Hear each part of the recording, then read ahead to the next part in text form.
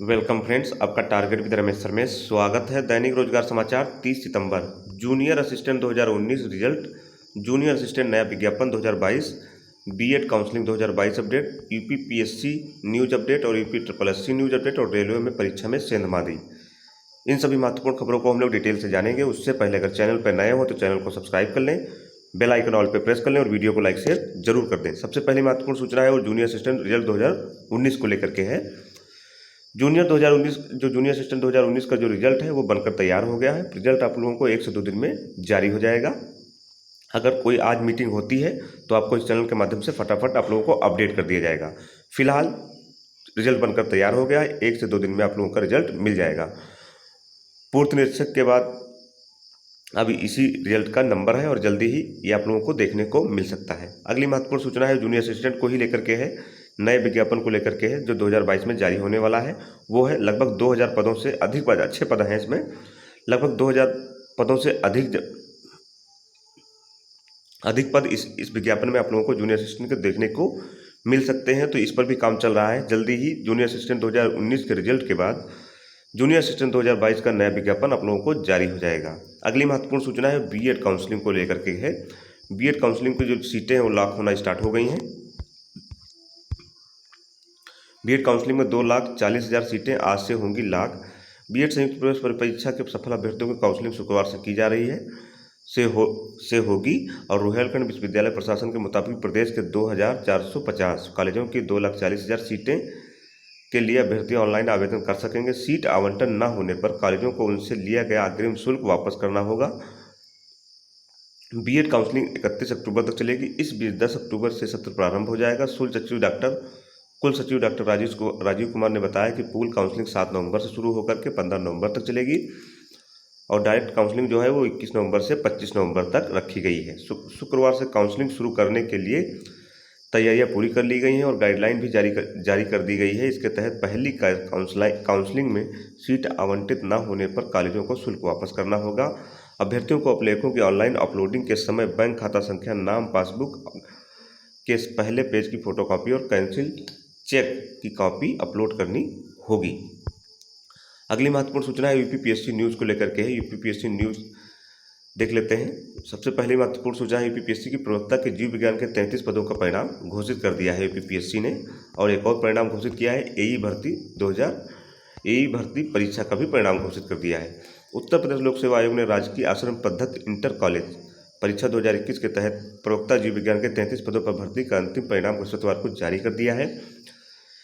इससे पूर्व भौतिक विज्ञान, गणित, रसायन विज्ञान के 91 पदों का परिणाम आ चुका है। प्रवक्ता जीव विज्ञान के 33 पदों की भर्ती के लिए मुख्य परीक्षा 1 मई 2022 को आयोजित की गई थी। परीक्षा नियंत्रक अजय कुमार तिवारी के अनुसार परीक्षा का परिणाम पूर्णतः औपबंधिक है। आयोग ने 20 सितंबर को प्रवक्ता गणित के 35 और भौतिक विज्ञान के 30 और रसायन विज्ञान के 26 पदों का परिणाम घोषित किया था। चयनितों की टॉप 10 मेरिट में आशुतोष प्रताप सिंह, सिद्धार्थ वर्मा, मेघा सिंह ये सभी छात्र सम्मिलित हैं। और एई का भी परिणाम यूपीपीएससी ने जारी कर दिया। एई भर्ती की परीक्षा परिणाम भी घोषित कर दिया। यूपीपीएससी ने सहायक अभियंता के 283 पदों पर भर्ती के लिए सम्मिलित राज्य अभियंत्रण सेवा परीक्षा 2021 की लिखित परीक्षा का परिणाम बृहस्पतिवार को जारी कर दिया गया। इसमें सामान्य चयन के 271 पद और ग्रामीण अभियंत्रण विभाग में विशेष चयन के 12 पद शामिल हैं। इन पदों पर भर्ती के लिए 92,787 अभ्यर्थियों ने आवेदन किए थे, जिनकी लिखित परीक्षा 29 मार्च 2022 को आयोजित की गई थी।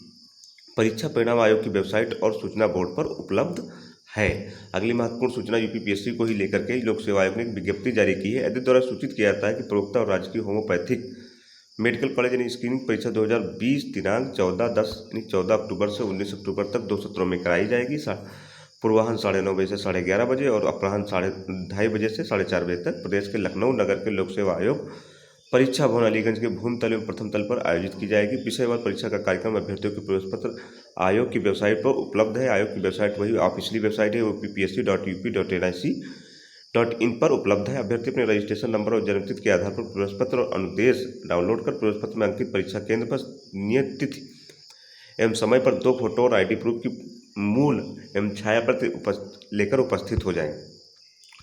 अगली महत्वपूर्ण सूचना है यूपीपीएससी को ही लेकर के है, वो है यूपीपीसीएस 2022 मेंस। यूपीपीसीएस का जो 2022 का मेंस चल रहा है, लोक सेवकों के समर्पण और जवाबदेही पर भी प्रश्न पूछे गए सवाल मेंस में, और यू जो पीसीएस में अग्निवीरों पर भी सवाल पूछे गए। चौथे पेपर में पूछा गया केस स्टडी पर आधारित प्रश्न।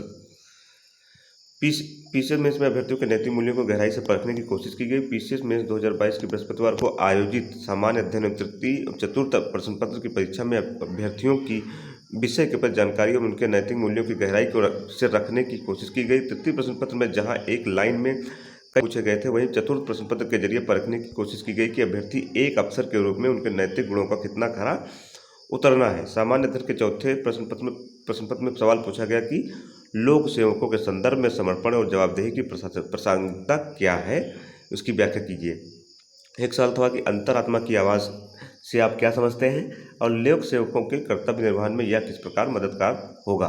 साथ ही पूछा गया कि कौन सी परिस्थितियां हैं जो अधिकारियों की सत्यनिष्ठा के बारे में संदेह उत्पन्न करती हैं। चतुर्थ प्रश्न में एक सदाचार संहिता और आचार संहिता और सहिष्णुता करुणा में विभेद करने को भी कहा गया। यह सवाल भी कहा आया कि करुणा की आधारभूत आवश्यकताएं क्या है, लोक सेवा में कमजोर वर्ग के प्रति करुणा की क्या आवश्यकता है।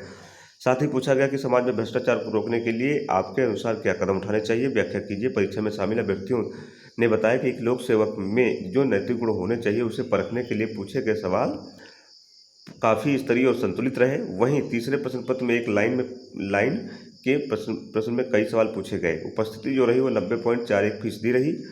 पीसीएस में 2022 में जो बृहस्पतिवार को 90.41% उपस्थिति दर्ज कराई। प्रयागराज में जो रही वो रही 90.68%, गाजियाबाद में 87.74% और लखनऊ में 92.15%।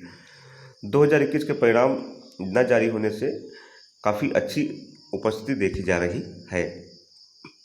अगली महत्वपूर्ण सूचना है वो रेलवे को लेकर के है। रेलवे की क्लर्क भर्ती परीक्षा में सॉल्वर गिरफ्तार। सैरपुर थाना क्षेत्र में बृहस्पतिवार को एक कंप्यूटर सेंटर पर रेलवे भर्ती बोर्ड की ऑनलाइन परीक्षा में सॉल्वर को दबोच लिया गया।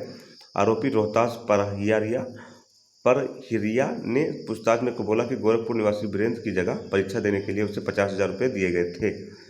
मुकदमा दर्ज कर पुलिस ने आरोपी को जेल भेज दिया गया है। प्रभारी निरीक्षक सैरपुर अख्तियार अहमद अंसारी के मुताबिक IIM रोड स्थित AP कंप्यूटर सेंटर पर रेलवे में क्लर्क पद पर भर्ती के लिए ऑनलाइन परीक्षा चल रही थी।